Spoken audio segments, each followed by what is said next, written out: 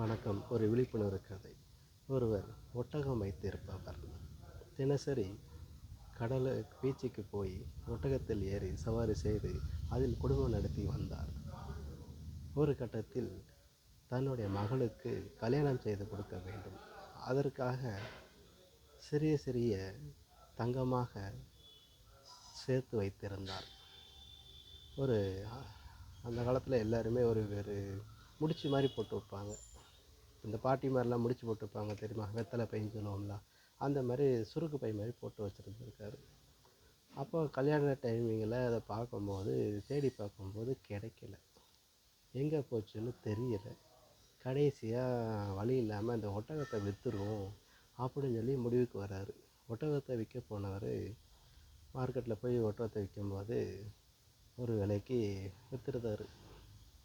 அப்போ விற்று முடிச்சுட்டு பணத்தை வாங்கிட்டு கல்யாண செலவுக்காண்டி என்னை பார்க்க வந்துட்டு இந்த ஒட்டகத்தை வாங்கிட்டு போனவங்க அவன் ஒட்டகத்தை குளிப்பாட்டணுன்ட்டு ஒட்டகத்துக்கு மேலே இருக்கிறது எல்லாத்தையும் பெல்ட்டு ரேப்பு எல்லாத்தையும் கலத்தி கிளியர் பண்ணிவிட்டு அந்த ஒட்டகத்தில் அந்த மேலே உள்ள பையில் எல்லாமே எடுத்து வெளியே தூக்கி போட்டுட்டு கழுவிட்டு பையெல்லாம் கழுவும் போது அந்த சுருக்கு பை அதில் இருக்குது.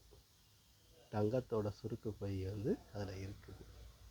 அப்போ அதை பார்த்த உடனேயே இது அவரு கூடயாக தான் இருக்கும் அப்படின்னு நினச்சிக்கிட்டு, அப்போ பக்கத்து வீட்டில் எல்லாருமே, எப்பா இது இறைவன் உனக்கு கொடுத்த பொருள், அதனால் இது உனக்கு தான் சொந்தம். ஏன்னா நீ ஒட்டகத்துக்கு என்ன பைசா உண்டோ கொடுத்து தான் வாங்கிட்டு வந்திருக்கிற, நீ தங்கத்தை களவாங்கலை, அதனால் இது உனக்கு தான் சொந்தம் அப்படி என்று சொல்ல இவனுக்கு மனசு ஏற்கவில்லை.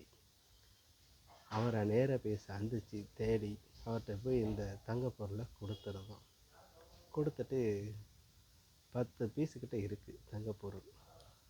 அந்த தங்கப்பொருள் 10 பீஸில் அவர்கிட்ட, ஐயா இந்த சுருக்கு பை உங்கள் ஒட்டகத்துக்கு மேலே இருக்கிற பெல்ட்டில் இருந்துச்சு, அதான் கொண்டு கொடுத்தேன்.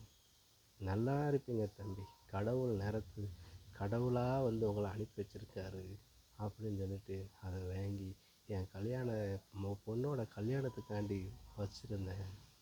ரொம்ப நன்றி தம்பி, உங்களுக்கு ஏதாவது வேணும்னா சொல்லுங்கள் தம்பி, நான் செய்கிறேன் தம்பி அப்படின்னு கேட்க, அவரோ, நான் ஏற்கனவே 2 தங்கக்கட்டியை எடுத்து விட்டு தான் உங்களிடம் தந்து இருக்கிறேன் அப்படி என்று கூற, உடனே அவர் மீண்டும் எண்ணி பார்க்கிறார். 10 தான் இருக்கிறது. அப்போ நீங்கள் 2 தங்கக்கட்டி எடுத்து இருந்தால் 8 தானே இருக்க வேண்டும் என்று கூற, இல்லை நான் எடுத்து விட்டு தான் வந்திருக்கிறேன். என்னப்பா சொல்கிறீங்க அப்படின்னு சொல்லி கேட்கும்போது, நான் முதல் கல் எடுத்தது என்னுடைய நேர்மை என்கிற தங்கக்கட்டி, 2வது என்னுடைய சுயமரியாதை என்கிற தங்கக்கட்டியை, அதைத்தான் 2 தங்கக்கட்டியாக நான் விவரித்துள்ளேன் என்று சொன்னதும் கண்ணீருடனும் ஏக்கத்துடனும் அந்த ஒட்டகக்காரர் அழுது, கடவுளாக பார்த்து அனுப்பி வைத்த தெய்வம் நீதானப்பா அப்படி என்று கூறியிருக்கிறார். ஆகவே எல்லோரும் நேர்மையையும் கடைப்பிடியுங்கள், சுயமரியாதையையும் பாருங்கள் என்று சொல்லிக்கொண்டு இந்த விழிப்புடன் கதையை எல்லோருக்கும் பகிருங்கள். கதையை பகிர்ந்தால் போதும், என்னை இந்த வீடியோவோ காணொலியவோ பகிர வேண்டாம். நன்றி.